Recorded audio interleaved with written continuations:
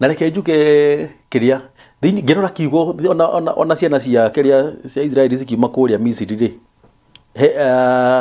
andu ari othe mari over 40 years ndigwona kama kinyire kiria Nienda ona Musa ndakinyire andu ari ru makinyire no Joshua na Caleb acio angiri makwirire weru-ini